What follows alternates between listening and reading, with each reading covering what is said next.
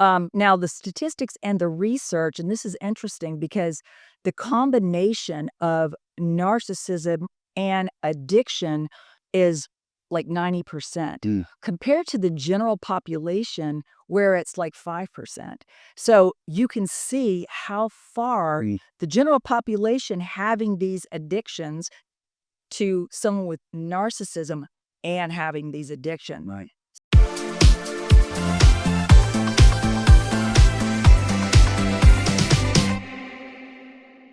Welcome to the Victim to Warrior Show. Warrior Talk. We're John and Melissa, and we are survivors of narcissistic abuse, and our mission is to help other survivors reclaim and rebuild their lives. Right. Now, in this podcast, we're going to talk about the dangerous overlap of narcissism and addiction.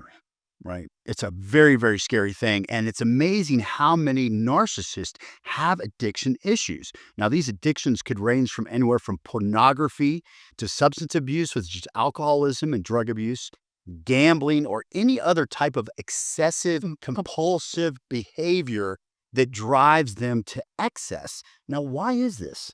Well, there could be a lot of reasons. I know for a fact mine had just about everyone that you named, sadly. I mean, Fortunately, porn addiction. He was an alcoholic. He did recreational drugs a lot.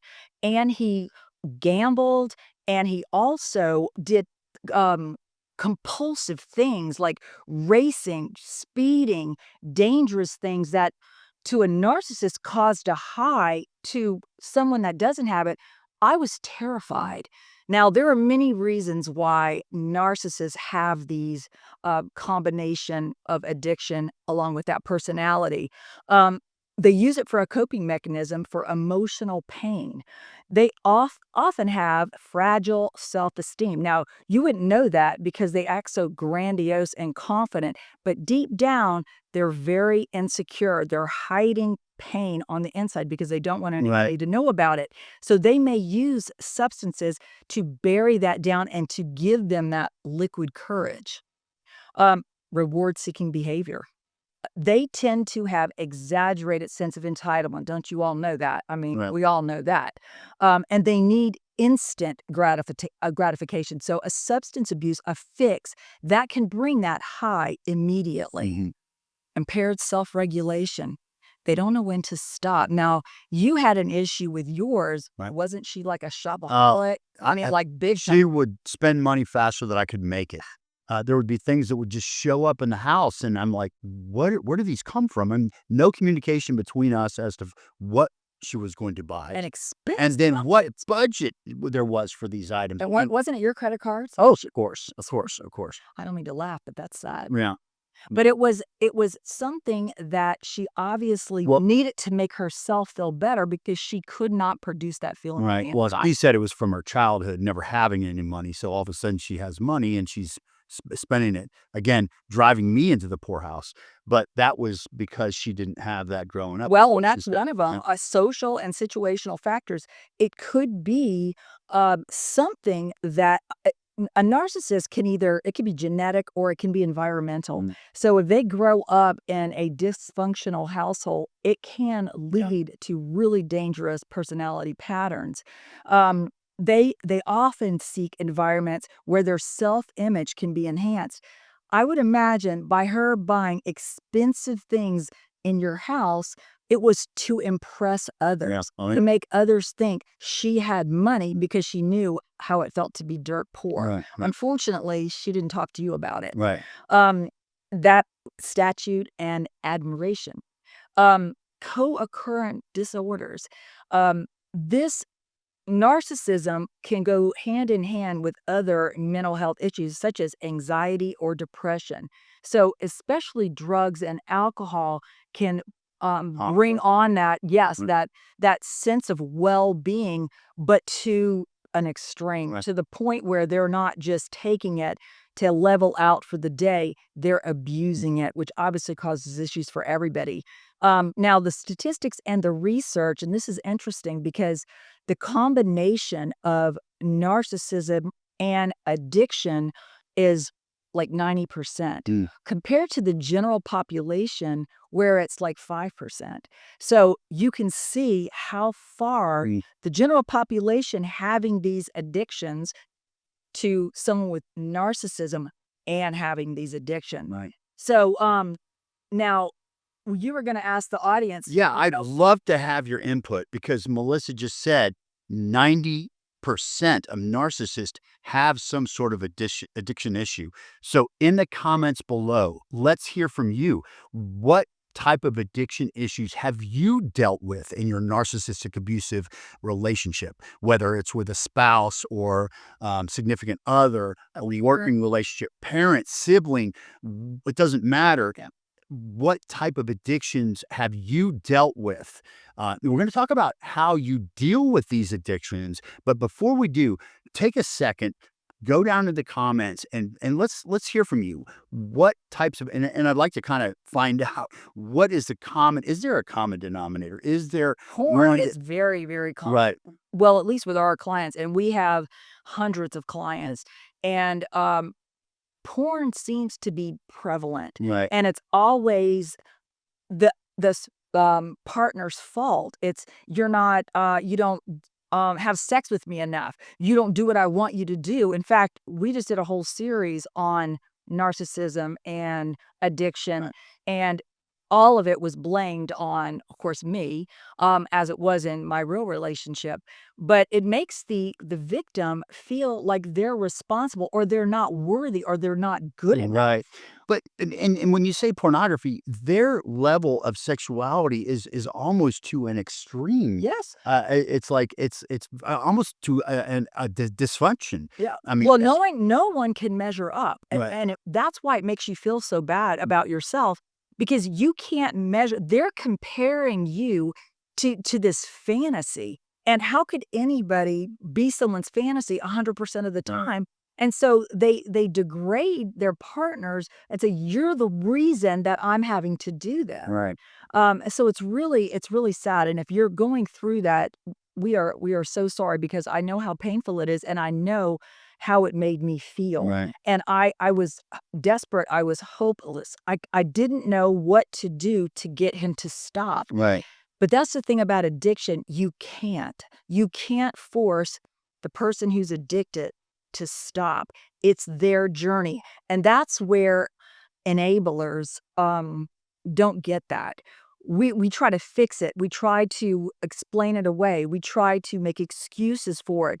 All that does is give the person that's addicted a far range to be more addicted. right, There's no consequences. So that's one of the things when we talk about coping mechanism, you can't stop that person's addiction. That's their battle. right, But you having to cope with it, if you can't leave, and that's one of the decisions you're going to have to make. Can you remain in this relationship when it has this dangerous right. combination? Because those will harm you as well. You need to acknowledge it. Acknowledging the reality of the addiction rather than making excuses for it. Like your ex, it was from my childhood. She was using that as an excuse. Now, I'm sure she felt horrible about being poor, but that was no excuse to use your money to buy these, lavish things that you didn't want and didn't even know about. But it gave her that high. Yeah, So you will become a victim of their addiction if you don't set boundaries. You have to set clear and concise boundaries. Are you going to accept it or not? Are you going to demand they go into treatment? Treatment may help the alcoholism, the drug abuse, the porn addiction. It's not going to cure narcissism. There is no cure, right. but there are cures for addiction. So that's something you're going to have to decide between you and that abusive partner. Yeah, and a support group. Oh gosh, yeah. Yep. What a great way to get involved with other people that are dealing with the exact same thing that you are. Now, Melissa and I have created a fantastic support group on Facebook. It's called the Victim to Warrior Method, and it's a private, anonymous group. And we're going to put the link in the description below. And we're going to put the link to the playlist that we just did on this series of narcissism and addiction in here below as well. So you can see the videos that we did, and maybe it'll give you that aha moment that, yes, I'm dealing with that. And we also coach with these videos too to kind of help you understand, hey, there's ways to get through this and to cope with these things if you have to. If you can't leave and you have to continue to cope with them, how do you do that? Well, and substance abuse, alcoholism, pornography, addictions, there are groups that specialize Right. in that. Our community deals with narcissistic abuse and all of the horrific things that go along with it. But you might need to find an Al-Anon Right. group. You might need to find a codependency group. There are things that you may need to sit around others with that specific Yeah. combination of addictions. There are groups that support porn addiction to someone's partner. So those are the things that you can find anonymously in your area. All you have to do is Google it. And that might be a place to go to validate your feelings, Right. to realize this is not your fault. You did not cause this. And that's another thing is prioritize self-care. Yeah. Letting yourself be beat down by them blaming their addiction on you will tear you down. It'll give you anxiety. You won't be able to sleep. You'll start feeling really bad about yourself. Their addiction is not you. So prioritizing, taking care of yourself, getting enough sleep, distancing yourself. Maybe you have to leave. Maybe you have to walk out the door. Maybe you have to not get in the car. That was the biggest mistake of my life. I got in the car and he was driving and he almost killed us.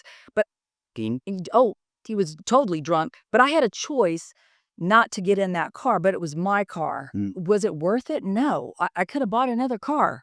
If he would have killed me, what would we be doing? I don't know. So there's decisions that you have to make. So we can help you plan a safe exit strategy if that's what you Well, want let's to talk do. about that. You were talking about building your strength and self-esteem back. I love our free master class. Yeah. I really, really do, because it goes into different pillars of strength that you need to kind of work on a daily basis. So the free masterclass is a fantastic resource. Now I'm going to put that link in the description as well. And if you feel like you need one-on-one coaching, Melissa is fantastic with this. Not only did she deal with it in a major way in her previous relationship and was able to get past that, but has worked with so many clients, hundreds of clients, like she said, that have dealt with this, especially the sexual Yeah. addiction, pornography, He is and has really helped women understand and men understand that it's not their fault and how to grow stronger from it. So I'm going to put Melissa's link down below too. And I'm going to put a discount code in there as well, Recovery25, so you can get $25 off your initial call. It's amazingly helpful. So if you feel like you need that one-on-one coaching, Melissa is fantastic. So Yeah, I'd love to help you through it. And like John said, so many of our clients are dealing with this combination, and it makes things so much more difficult. But we appreciate you joining us today. right. Please subscribe if you haven't, and hit that bell and like this podcast. Oh, and don't forget, in the comments below, let us know what you've dealt with or are dealing with right now. Yeah, we always look at the comments. Yeah. We appreciate it. We love you guys, your interaction. We love hearing from you. So we really, really appreciate you following us and tuning in to our podcast, Warrior Talk. Warrior Talk. I will see you on the next podcast.